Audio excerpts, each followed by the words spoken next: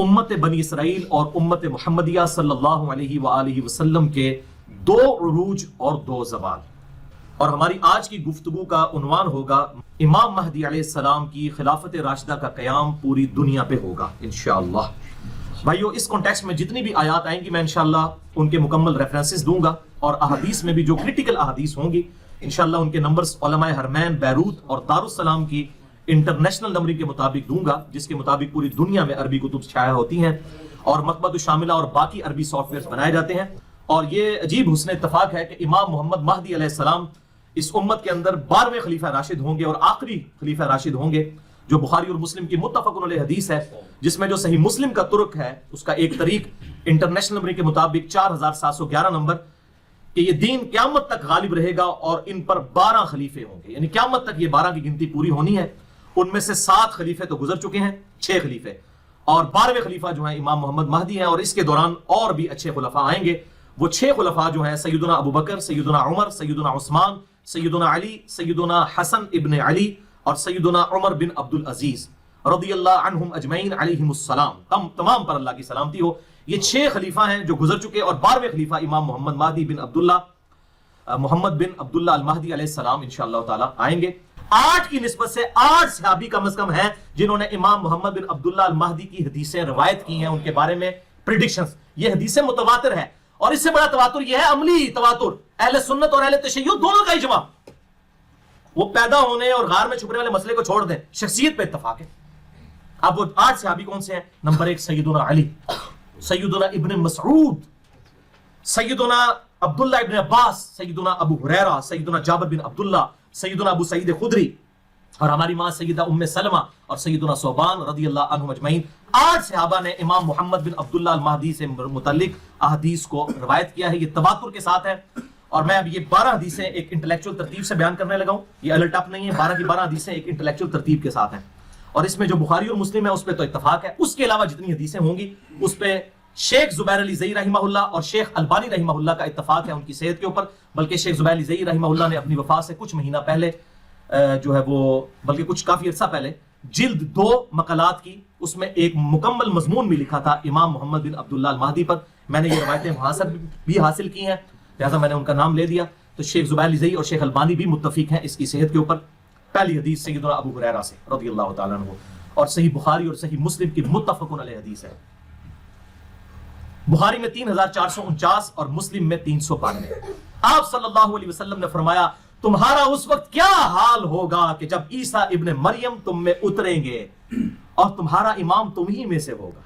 अल्लाह अकबर। यानी मेरी उम्मत की क्या शान होगी कि अल्लाह का वजीह पैगंबर, वजीह हम फिद दुनिया वल आखिरा, ईसा इब्ने मरियम, वो तुम में नाजिल होंगे लेकिन इमाम मेरा उम्मती होगा, वो मुक्तदी होंगे।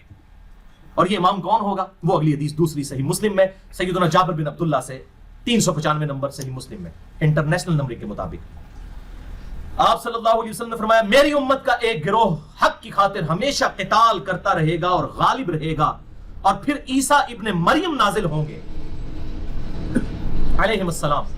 तो मुसलमानों का अमीर कहेगा, आए आप हमारी इमामत फरमाएं। आप अल्लाह के पैगंबर हैं, ज़ाहिर पैगंबरी को छीनी तो नहीं होगी, उम्मती बन के आएंगे लेकिन पैगंबर भी होंगे अल्लाह के। आए आप हमारी इमामत फरमाए। तो ईसा इब्ने मरियम कहेंगे, नहीं, तुम एक दूसरे पर उमरा हो, अल्लाह ने इस उम्मत को फजीलत बख्शी है, तुम इमामत करो, मैं तुम्हारे पीछे नमाज पढ़ूंगा। बहुत बड़ी बात, बहुत बड़ी बात। तुम्हारा उस वक्त क्या हाल होगा जब ईसा इब्ने मरियम तुम में उतरेंगे और अमीर तुम में से एक होगा। अल्हम्दुलिल्लाह। और ये हमारा कोई कमाल नहीं है, हमारे महबूब सल्लल्लाहु अलैहि वसल्लम की निस्बत है। असल में खातमुन नबिय्यीन की निस्बत की बरकत से ये सारी फजीलत जो है ना, हम मौजे जो मार रहे हैं ना, या इमाम महदी की जो मौजे लगेंगी, ये हमारे नबी सल्लल्लाहु अलैहि वसल्लम की निस्बत की वजह से। अल्हम्दुलिल्लाह। बहरहाल ये ईसा अलैहिस्सलाम भी उतरेंगे। इमाम महदी जब काफिरों के खिलाफ किताल करेंगे, फिर दज्जाल निकलेगा, फिर दज्जाल तो ऊपर हो जाएगा, इमाम महदी उसके ऊपर गलबा नहीं पा सकेंगे। तो फिर अल्लाह ताला ईसा इब्ने मरियम के जरिए दज्जाल को कत्ल करवाएगा। सही मुस्लिम में डिटेल अहादीस मौजूद है। और यहां पर ये बात याद रखें, ये एक नमाज है जो इमाम महदी के पीछे हजरत ईसा पढ़ेंगे, वो प्रोटोकॉल के तौर पर। वो रवायतों में डिटेल से आता है कि अकामत हो चुकी होगी। सही मुस्लिम में आता है कि 2 फरिश्तों के सहारे जर्द कपड़े पहने हुए, जर्द रंग की तहमत और ऊपर जर्द रंग की चादर पहने हुए 2 फरिश्तों के किनारे जो है वो परों पर हाथ रखे हुए ईसा इब्ने मरियम जामिया दमिश्क शाम के अंदर उतरेंगे, मस्जिद के मीनार के ऊपर। ये सही मुस्लिम में मौजूद है। اور پھر جب وہ حرم تک پہنچیں گے تو اس وقت اقامت ہو چکی ہوگی اور امام اپنے مصلی پر ہوگا، تو پھر عیسیٰ ابن مریم ریگارڈ کریں گے کہ تم اب اقامت چونکہ تمہارے لیے ہوئی ہے، اب نماز تم نے پڑھانی ہے. لیکن اس کے بعد پھر حضرت عیسیٰ علیہ السلام مسلمانوں کے لیڈر ہوں گے، امام مہدی پھر بیک فٹ پہ چلے جائیں گے، کیونکہ ظاہر عیسیٰ ابن مریم کے ہوتے ہوئے تو کوئی شخص پھر اس طریقے سے عمارت نہیں سنبھال سکتا، اور یہ اللہ تعالیٰ کی طرف سے غیبی مدد آئے گی کہ امام مہدی جو ہے وہ دجال پر غلبہ نہیں پا سکیں گے. تو وہ حضرت عیسیٰ علیہ السلام جہاں جہاں جائیں گے ان کے سانس کی وجہ سے وہ نمک کی طرح پگھلے گا. صحیح مسلم میں آتا ہے مسئلہ نمبر 12، آپ سن لیں. بہرحال عیسیٰ علیہ السلام پھر مسلمانوں کی لیڈرشپ وہ سنبھالیں گے. اس کے ثبوت میں وہ حدیث ہے صحیح بخاری اور مسلم کی متفق علیہ حدیث، بخاری میں 3448 اور مسلم میں 3 طرق ہیں، 390، 91 اور 92، اور مشکات میں بھی 2 طرق اس کے موجود ہیں، 5505 اور 5506، کہ آپ صلی اللہ علیہ وسلم نے فرمایا اس ذات کی قسم جس کے قبضہ قدرت میں میری جان ہے، عیسیٰ ابن مریم ایک عادل حکمران کی حیثیت سے تم میں نازل ہوں گے، صلیب کو توڑ دیں گے، خنزیر کو قتل کر دیں گے، جزیہ موقوف کر دیں گے، اور مال کی ریل پیل ہوگی اور کوئی غریب نہیں بچے گا جو مال ایکسپٹ کرنے والا ہو. اس طرح اللہ تعالیٰ کی طرف سے قدرت کے خزانے کھل جائیں گے اور پھر مسلمانوں کا آپس کا بغض و کینہ بھی ختم ہو جائے گا. اس میں آیا کہ حضرت عیسیٰ علیہ السلام پھر حکمران بنیں گے. تو حکمران اس لیے بنیں گے کہ حضرت امام مہدی بیک فٹ پہ چلے جائیں گے. اور صحیح مسلم میں حدیث ہے 394 نمبر، اس پہ پھر صحیح مسلم میں آگے تبع تابعی کے قول بھی موجود ہے صحیح مسلم میں. آگے چل کر 394 نمبر حدیث کے اندر راوی عبد الرحمن المتوفی 158 ہجری کہتے ہیں کہ عیسیٰ علیہ السلام اس امت کی امامت کریں گے اور وہ کتاب اللہ اور تمہارے نبی کی سنت کے مطابق عمل کروائیں گے. حنفی شافعی مالکی جعفری نہیں پائی جی، کتاب اللہ اور تمہارے نبی کی سنت کے مطابق. یہ تو لکھا ہوا ہے صحیح مسلم میں. اب مسلم شریف اہل حدیثوں نے نہیں لکھی ہوئی بھائی، امام مسلم نے لکھی ہوئی ہے. اہل حدیث منہج کی بات کر رہا ہوں، اہل حدیث فرقے کی نہیں. یہ ہم نے خود نہیں لکھی بھائی، اہل سنت نے، یہ شروع سے چل رہی ہے جس پہ سب متفق ہیں. اب تیسری حدیث جابر بن عبداللہ رضی اللہ تعالیٰ عنہما سے ہے، امام مہدی سے ریلیٹڈ صحیح مسلم میں 5 طرق ہیں اس کے کم از کم، 7315 سے 7319، کہ آپ صلی اللہ علیہ وسلم نے فرمایا میری امت کے آخری وقت میں ایک خلیفہ آئے گا، آخری خلیفہ یعنی کہ وہ 12واں خلیفہ، جو بغیر گنے ہوئے لوگوں میں مال تقسیم کرے گا اور بھر بھر کے لوگوں کو دے گا. تبا تابی کا بیان ہے کہ میں نے تابعی ابو نضرہ سے پوچھ رہا کہ یہ جو خلیفہ جو بھر بھر کے مال دے گا کیا یہ خلیفہ عمر بن عبد العزیز ہے؟ تو انہوں نے کہا نہیں، یہ اس خلیفہ کی بات نہیں ہو رہی، یہ بالکل آخری خلیفہ کی بات ہو رہی ہے. لہٰذا عمر بن عبد العزیز بھی وہ 12ویں خلیفہ نہیں ہے، بلکہ وہ 12واں خلیفہ ابھی آنا ہے. امام محمد بن عبداللہ المہدی، عمر بن عبد العزیز 7ویں خلیفہ ہے. ابو بکر، عمر، عثمان، علی، حسن ابن علی اور عمر بن عبد العزیز 6ٹھے خلیفہ ہیں، اور 7ویں جو ہے وہ عمر سیدنا محمد بن عبداللہ المہدی جو گنتی میں 12ویں ہوں گے، ویسے ہمیں جو 9 ہیں ان میں سے وہ 7ویں. تو لہٰذا 12 خلیفہ والا معاملہ ادھر سے بھی حل ہو گیا. وہ کہہ رہے ہیں کہ وہ بن عبد العزیز نہیں، وہ بھی خلیفہ آنا ہے، تو 12 خلیفہ والا مسئلہ یہاں بھی حل ہو گیا جو میں نے مسئلہ نمبر 102 میں ریزالو کیا ہے. یہ 12 خلیفہ قیامت تک ہوں گے. صحیح مسلم 4711 نمبر حدیث کہ میری امت غالب رہے گی اور قیامت تک رہے گی، اور 12 خلیفے ہوں گے، قیامت تک 12 پورے ہونے ہیں. 6 گزر چکے ہیں، بیچ میں آئیں گے، اور پھر 12ویں امام محمد بن عبداللہ المہدی. اسی صحیح مسلم کو سپورٹیو 4تھی حدیث سیدنا ابو سعید خدری سے المستدرک للحاکم میں ہے انٹرنیشنل نمبر کے مطابق 8673 کہ آپ صلی اللہ علیہ وسلم نے ارشاد فرمایا میری امت کے آخر میں مہدی آئے گا ہدایت یافتہ، جس کے لیے اللہ تعالیٰ بارشیں نازل فرمائے گا، زمین سے نباتات اگلیں گی، زمین نباتات اگلے گی، عدل و انصاف سے مال تقسیم کرے گا، مویشی بہت زیادہ ہو جائیں گے اور امت کا غلبہ ہوگا.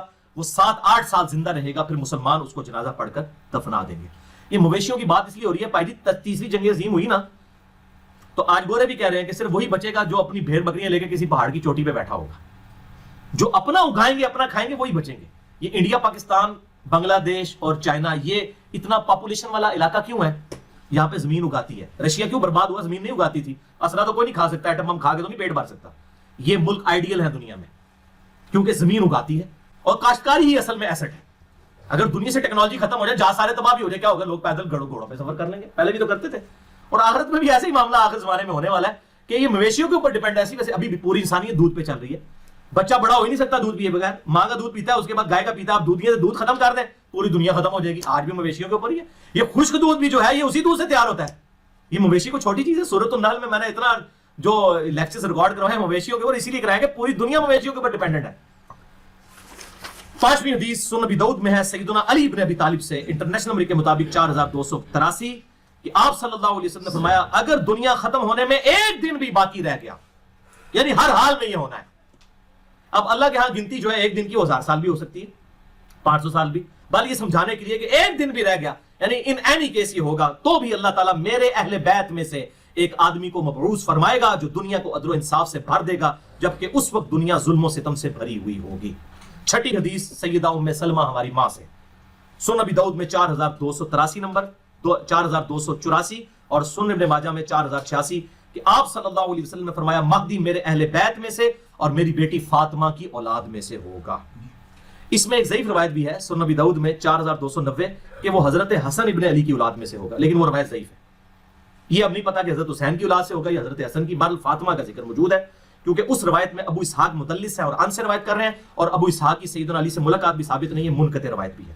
ساتویں حدیث سیدنا عبداللہ ابن مسعود رضی اللہ تعالیٰ عنہ سے، سنن نبی داؤد میں 4282، جامعہ ترمذی میں 2230، مسند امام احمد میں بھی موجود ہے، المستدرک للحاکم میں بھی موجود ہے، امام ذہبی نے بھی موافقت کی ہے کہ آپ صلی اللہ علیہ وسلم نے فرمایا، یہ مین حدیث ہے وہ، کہ دنیا اس وقت تک ختم نہیں ہوگی جب تک عربوں کا حاکم میرے اہل بیت میں سے نہ بن جائے ایک ایسا آدمی جس کا نام میرے نام پر ہوگا، یعنی محمد صلی اللہ علیہ وسلم علیہ السلام، اور اس کے والد کا نام میرے والد کے نام پر ہوگا، یعنی امام محمد بن عبداللہ المہدی۔ وہ پوری دنیا کو عدل و انصاف سے بھر دے گا جبکہ دنیا ظلم و ستم میں ڈوبی ہوئی ہوگی۔ آٹھویں حدیث بھی سیدنا علی بن ابی طالب سے ہے، سنن ابن ماجہ میں 4085 نمبر حدیث ہے، صحیح سند کے ساتھ، مسند امام احمد میں بھی موجود کہ آپ صلی اللہ علیہ وسلم نے فرمایا مہدی میرے اہل بیت میں سے ہوگا اور اللہ تعالیٰ اسے ایک رات میں درست کر دے گا۔ ایک رات کے اندر حالات و واقعات ایسے بن جائیں گے کہ اچانک معاملات سیٹل ہو جائیں گے۔ ایک رات کے اندر اللہ تعالیٰ کی طرف سے یہ غیبی مدد آئے گی، ورنہ تو میں تو ہم دسے نا کہ بھائی جی اگر سنیوں میں آ گیا امام مہدی شیعہ نے نہیں چھڑنا، شیعہ میں آ گیا سنیوں نے نہیں چھوڑنا، خدا نہ خواستہ اہل حدیثوں میں آ گیا تو دیوبندیاں بریلیاں نے کہا پہلے مقلد کرو امام حنیفہ دا، پھر اگلی گل ہوئے گی۔ اور 500 امام مہدی ابھی تک قتل بھی ہو چکے ہیں، آپ کو پتا ہے، جھوٹے، تو یہ اسپیشل پروٹیکشن میں ہوگا، اسپیشل پروٹیکشن ہوگا۔ اور اس کو سپورٹیو ایک حدیث بھی ہے، 9ویں حدیث سیدہ ام سلمہ سے، سنن ابی داؤد میں تو ضعیف سند کے ساتھ ہے اور مسلم میں صحیح سند کے ساتھ ہے، بار میں ابو داؤد کی روایت بتاتا ہوں 4283، قتادہ کی تدلیس کی وجہ سے یہ روایت ضعیف ہے لیکن فٹ ان بیٹھتی ہے مسلم کی روایت میں کہ آپ صلی اللہ علیہ وسلم نے فرمایا کہ ایک بادشاہ کی موت کے وقت ایک آدمی مدینے سے نکل کر مکے میں آئے گا اور پناہ لے گا بیت اللہ میں، پھر اہل مکہ اسے باہر نکالیں گے اور اس کی بیعت کریں گے حالانکہ وہ اسے ناپسند کر رہا ہوگا، اچانک ہی اللہ تعالیٰ لوگوں کا دل پھیر دے گا، پھر حجر اسود اور مقام ابراہیم کے درمیان لوگ اس کی بیعت کریں گے اور اہل شام بھی آ کر اس کی بیعت کریں گے، اور اہل شام سے ایک لشکر آئے گا اس کو قتل کرنے کے لیے، اہل شام سے لوگ قتل کرنے آئیں گے، تو مقام بیدا پر پہنچ کر اللہ تعالیٰ کی طرف سے معجزہ ظاہر ہوگا، وہ زمین میں دھسا دیے جائیں گے شامی جو امام محمد بن عبداللہ المہدی کو قتل کرنے آئیں گے۔ یہ روایت تو تھی ضعیف لیکن مسلم میں اس کو سپورٹیو 2 حدیثیں ہیں اور ام سلمہ ہی سے ہیں، یہ لگتا ہے کہ اسی کا ترک ہے۔ صحیح مسلم 7244 اور 7240، یہ 2 طریق ہیں کہ آپ صلی اللہ علیہ وسلم نے فرمایا تعجب ہے کہ میری امت میں سے بعض لوگ ایک قریشی نوجوان پر حملہ کریں گے اور حملہ کرنے کے لیے جب نکلیں گے اور اس شخص نے کعبے میں پناہ لے رکھی ہوگی تو مقام بیدا پر پہنچ کر زمین میں دھسا دیے جائیں گے، یعنی اللہ تعالیٰ کی اسپیشل پروٹیکشن ہوگی امام مہدی کے ساتھ، ورنہ تو میں نے بتایا یہ جھگڑے ختم نہیں ہونے اور انشاءاللہ تعالیٰ اس وقت یہ والا فرقہ واریت والی لعنت بھی ختم ہو چکی ہوگی۔ بھائیو اب تک جتنی حدیثیں میں نے بیان کی ہیں 9 کی 9 حدیثیں یہ تو تھیں مرفوع احادیث، اب 3 حدیثیں اور رہ گئی ہیں لیکن ان پہ میں ایک بات یہاں قادیانیوں کے حوالے سے کر دوں۔ ان تمام احادیث سے آپ کو یہ بات پتہ چل گئی کہ امام محمد بن عبداللہ المہدی جو ہے یہ آپ صلی اللہ علیہ وسلم کی اولاد میں سے ہوں گے، یعنی بنو اسماعیل میں سے، بنی اسرائیل میں سے نہیں ہوں گے، ٹھیک ہے؟ اور حضرت عیسیٰ علیہ السلام بھی اتریں گے وہ بنو اسرائیل میں سے ہیں، وہ بنو اسماعیل میں سے نہیں ہیں، لہٰذا یہ 2 الگ پرسنالٹیز ہیں جنہوں نے قرب قیامت میں آنا ہے، جس پہ اہل سنت اور اہل تشیع کا اجماع ہے، تواتر ہے۔ یہ تواتر میں بار بار اس لیے بول رہا ہوں کہ غامدی صاحب کو تواتر بڑا پسند ہے نا، وہ ان روایتوں کو نہیں مانتے ہیں، مہدی کا انکار کرتے ہیں، تو پھر میں تواتر پہ بات کرتا ہوں، روایتوں کو نہیں مانتے، تواتر تو ہے، اہل سنت اہل تشیع کا اتفاق تو ہے، مسلمانوں نے نسل در نسل یہ عقیدہ ٹرانسفر کیا کہ حضرت عیسیٰ علیہ السلام بھی اتریں گے اور امام مہدی بھی پیدا ہوں گے، تو دونوں شخصیات کے اوپر تواتر ہے، وہ بنو اسماعیل سے امام محمد مہدی اور یہ بنو اسرائیل سے سیدنا عیسیٰ ابن مریم علیہ السلام۔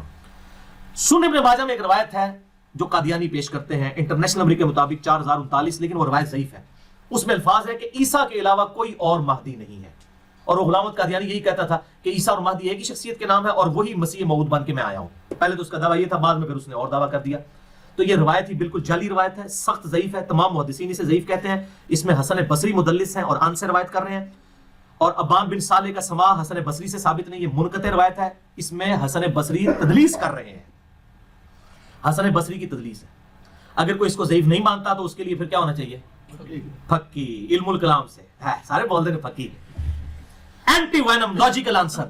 اسی ذوف کے ساتھ وہ روایت ہے جو مسند امام احمد میں بھی موجود ہے اور مشکات المصابیح میں انٹرنیشنل نمبر کے مطابق 4902 نمبر حدیث ہے، تیسری جلد کے اندر، عصبیت اور مفاخرت کے بیان کے اندر، کہ آپ صلی اللہ علیہ وسلم نے فرمایا جو شخص اپنے جاہلی نسب پر فخر کرے اس کو کہو کہ اپنے باپ کا عضو تناسل کاٹ کے اپنے منہ میں رکھ لے، اور یہ بات کنائے سے نہ کرو، ڈائریکٹ کرو کہ تجھے اپنے خاندان پر فخر ہے، اپنے باپ کی شرمگاہ کاٹ کے اپنے منہ میں رکھ لے. وَلِعَاذُ بِاللَّهِ تعالیٰ ایسی بےہودہ بات کیا ہمارے محبوب کر سکتے ہیں؟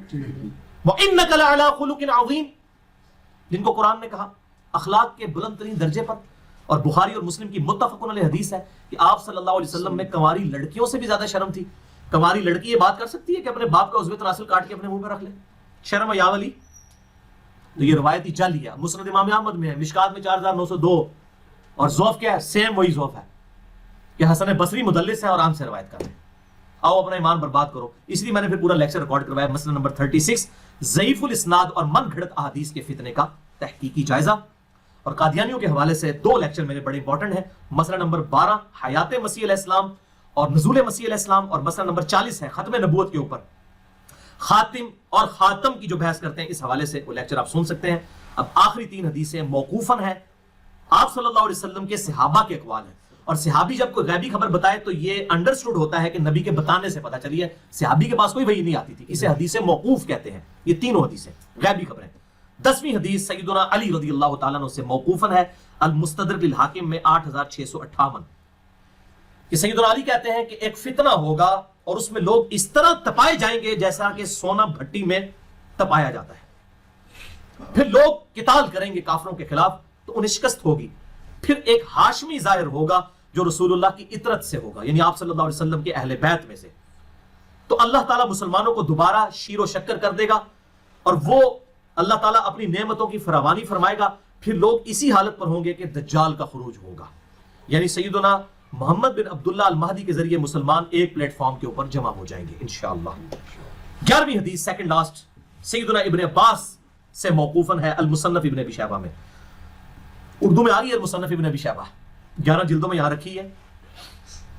اس میں اب آخری جلد میں کتاب الفتن نکالے تو 200 حدیثیں ہیں امام مہدی پر، دجال پر اور سیدنا عیسیٰ علیہ السلام پر. 200 حدیثیں. یہ جتنی میں بیان کر رہا ہوں یہ ساری اس میں اکیلی میں موجود ہے. دنیا کی سب سے بڑی احادیث اور آثار کی کتاب 38,000 احادیث اور آثار امام بخاری اور امام مسلم کے استاد المصنف ابن ابی شیبہ کے اندر موجود ہے. اس میں یہ موقوفاً روایت ہے ابن عباس کی اور اس کا نمبر ہے 37,641. اور فضائل صحابہ جو کتاب ہے احمد بن حنبل کی اس میں بھی موجود ہے، جلد 4 صفحہ 375 پہ 1831 نمبر. ابن عباس کہتے ہیں یہ دن رات گزرتے جائیں گے یہاں تک کہ ایک دن ایسا آئے گا کہ ہم اہل بیت میں سے ایک نوجوان لڑکا ظاہر ہوگا اور وہ اس امت کا معاملہ سیدھا کر دے گا. سوتر اور سیدھا کر دے گا، اس امت کا معاملہ سیدھا کر دے گا.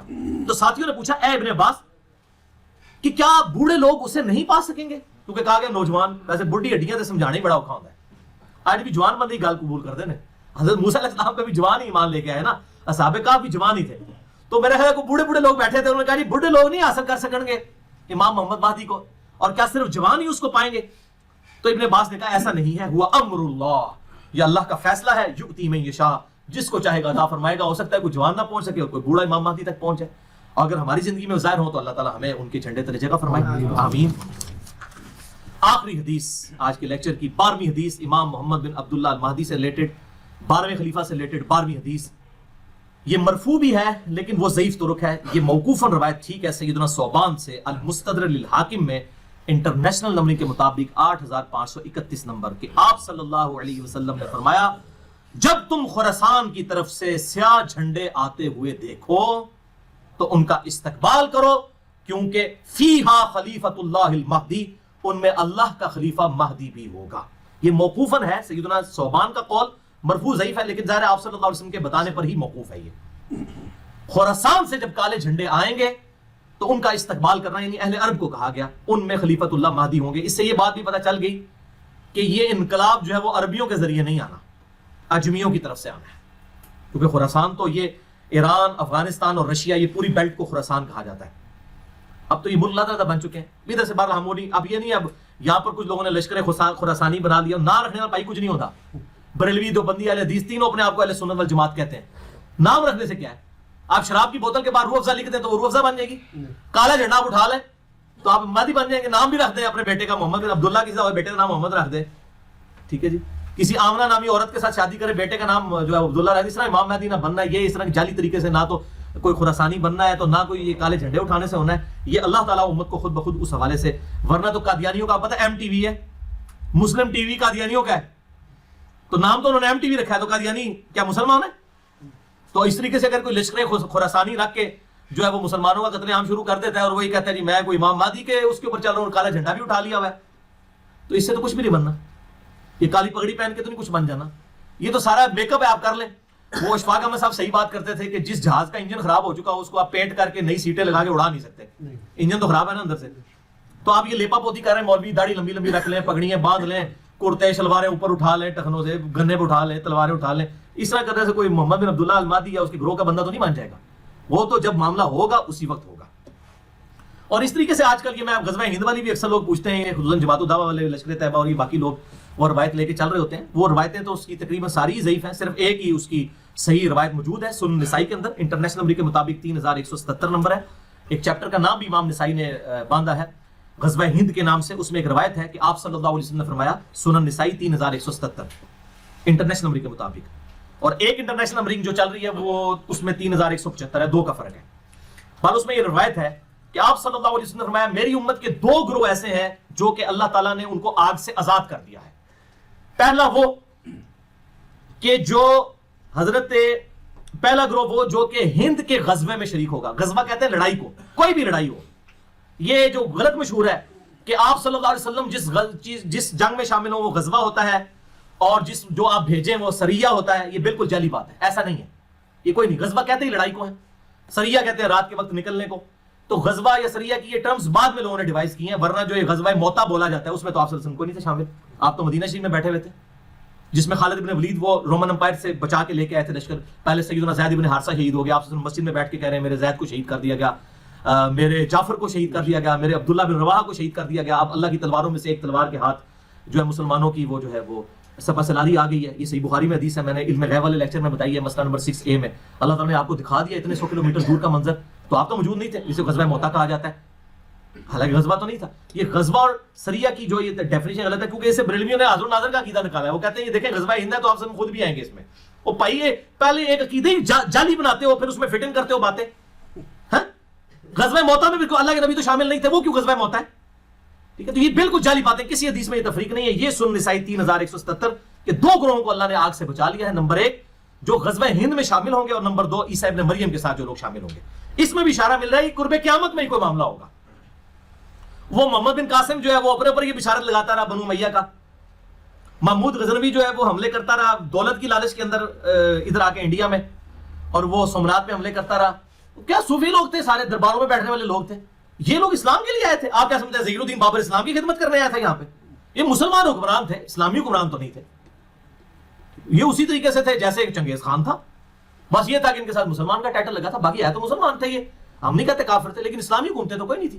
تو اس طریقے سے وہ محمد بن قاسم اپنے اوپر لگاتا رہا, اس کے بعد محمود غزنوی اپنے اوپر لگاتا رہا, آج لشکر طیبہ اپنے اوپر لگا رہی ہے.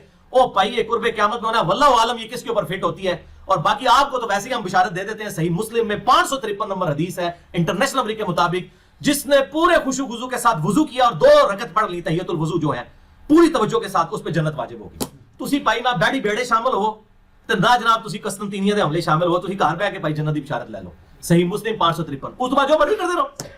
اس طریقے سے نہیں, وہ وقتی طور پہ ضرور جنت واجب ہو جائے گی, لیکن بعد میں بھی کرتوت دیکھنے ہوں گے. اللہ تعالیٰ کی کوئی اسپیشل پروٹیکشن ہو تو پھر ہی بندہ بچتا ہے. تو یہ اس طریقے سے لوگ جو بشارتیں فٹ کرتے پھرتے ہیں, یہ کوئی کنفرم نہیں ہے. میں نے آپ کو مشکات کا بتا دیا کہ اگر کسی کو شوق ہو تو یہ مشکات کا پورا چیپٹر جو ہے 3-4 چیپٹرز کٹھے ہیں, 142 احادیث ہیں انٹرنیشنل نمبر کے مطابق 5379 سے 5520 تک. یہ آپ قرب قیامت کی نشانیوں کے اوپر پڑھ لیں. اللہ تعالیٰ سے دعا ہے جو حق بات میں نے کہی اللہ تعالیٰ ہمارے دلوں میں راسخ فرمائے. اگر جس بات میں میرے منہ سے کوئی غلط بات نکل گئی تو اللہ تعالیٰ ہمارے دلوں سے محو کر دے.